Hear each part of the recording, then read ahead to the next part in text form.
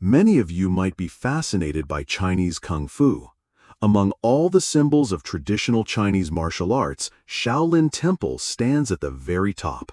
In classic Kung Fu novels, the 7 great schools often include Shaolin, Wudong, Kunlun, Yimei, Huashan, and others, yet Shaolin is always considered the number one. But here's the twist. This 1,000-year-old monastery, once seen as a pure land of Zen, has now fallen into a storm of money, power, and scandals. What if I told you that the abbot who made Shaolin world famous might now be facing the biggest crisis of his life?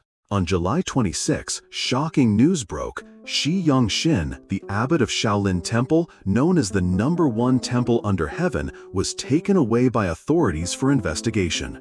Official reports accused him of embezzling temple assets and, even more sensationally, having improper relationships with multiple women and fathering illegitimate children. This man was once hailed as the legendary abbot who brought Shaolin Temple to the world stage. But now people are asking, is he a spiritual leader or just another playboy monk? Is this the moment when the truth finally comes out, or simply another storm of public opinion?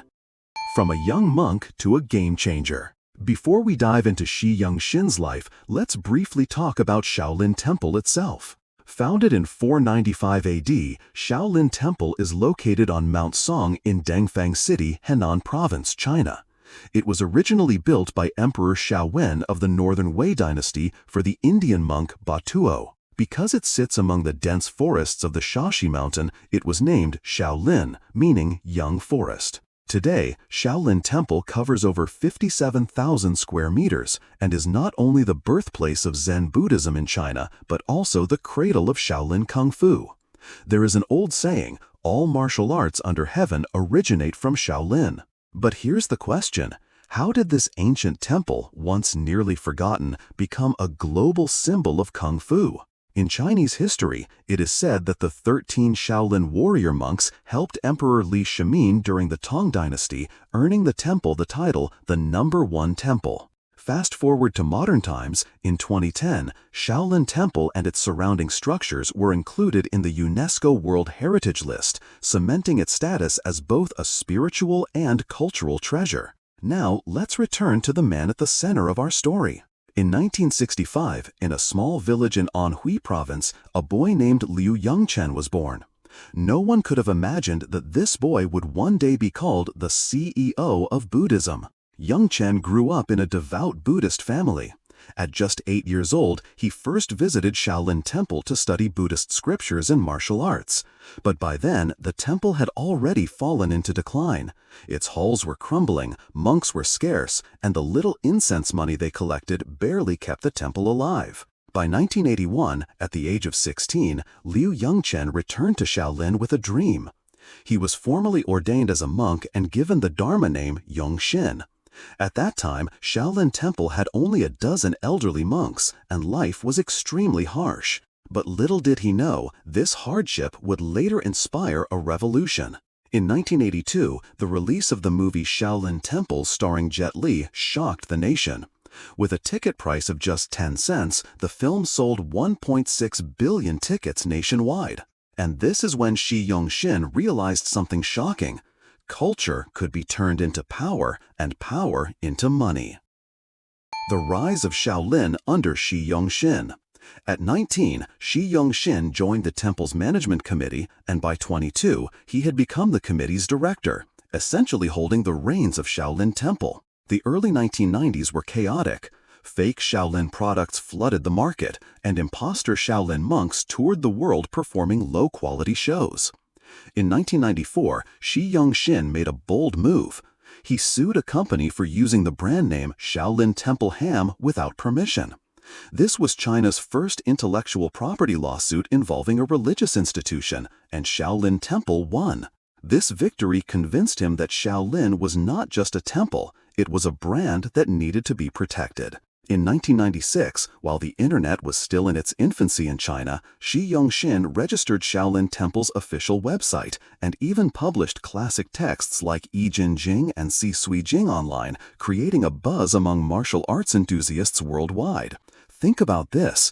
While most Chinese companies hadn't even gone online, a monk was already building his digital empire. By 1997, he founded Henan Shaolin Temple Industrial Development Company Limited, the first real commercial enterprise ever created by a Chinese Buddhist temple. Shaolin was no longer surviving on incense donations alone.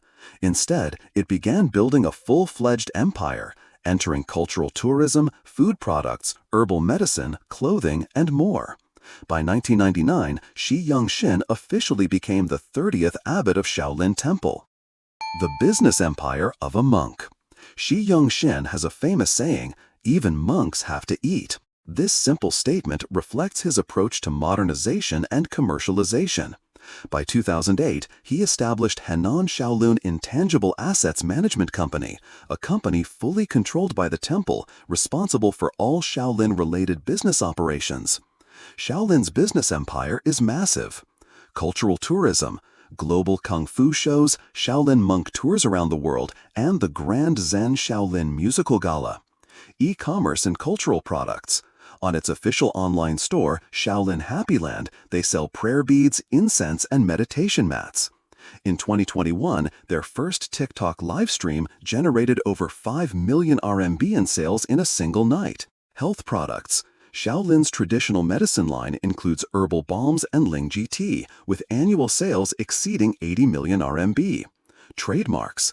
As of 2022, Shaolin Temple has registered over 700 trademarks, covering everything from food and beverages to jewelry. At this point, Shaolin Temple wasn't just a temple, it was a billion-dollar brand. According to reports, by 2010, Shaolin Temple's tourism revenue alone accounted for 1/3 of the local government's total income in Dangfeng.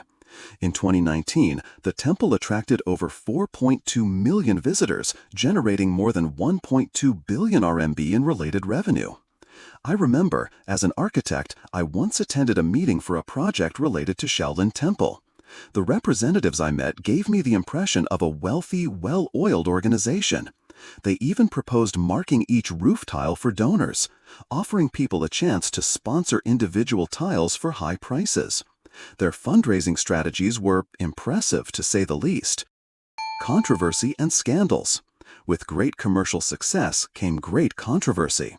In 2015, a former disciple named Shi Yanlu publicly accused Shi Yongxin of having affairs with women, fathering illegitimate children, and even holding dual identification documents. The media dubbed him the Playboy monk. Was there any truth to these shocking claims? Official investigations later revealed that some of the so-called evidence, like birth certificates, were forged, but financial transparency issues and questions about temple assets were never fully answered. And this raises the question, where does spirituality end and business begin? Shaolin Temple has also clashed with local authorities over ticket revenues, and its large-scale investments in real estate and overseas hotels have raised eyebrows. The dilemma, faith versus money. Shi Yongxin undeniably transformed Shaolin from a nearly bankrupt monastery to a global cultural brand. The Shaolin monk troupe now performs over 200 shows every year around the world, showcasing kung fu as a form of cultural diplomacy. But when Shaolin's business ventures expand into real estate projects, online games, and even golf resorts, public trust begins to waver. Some say he saved Shaolin Temple from extinction. Others argue he destroyed the temple's last bit of spiritual purity. So, is the price of modernization worth it? The latest storm. In July 2025, the storm returned. Shaolin Temple and the Chinese Buddhist Association confirmed that Shi Yongxin is under investigation for criminal activities, asset embezzlement, and improper relationships with multiple women. Will he escape this time, or is this truly the end of his legend? His story is like a business drama filled with twists. A young boy becomes a monk, rises to power, builds a global empire, and then falls into scandal. Some see this as a battle between Buddhism and capitalism, or perhaps between faith and human desire. If Shaolin Temple were a corporate brand, Shi Yongxin would be its most successful CEO. But Buddhism is not a company. So now the question is, can this Buddhist CEO ever find inner peace again? What do you think? Is Shi Yongxin a hero or a fraud? Tell me in the comments below.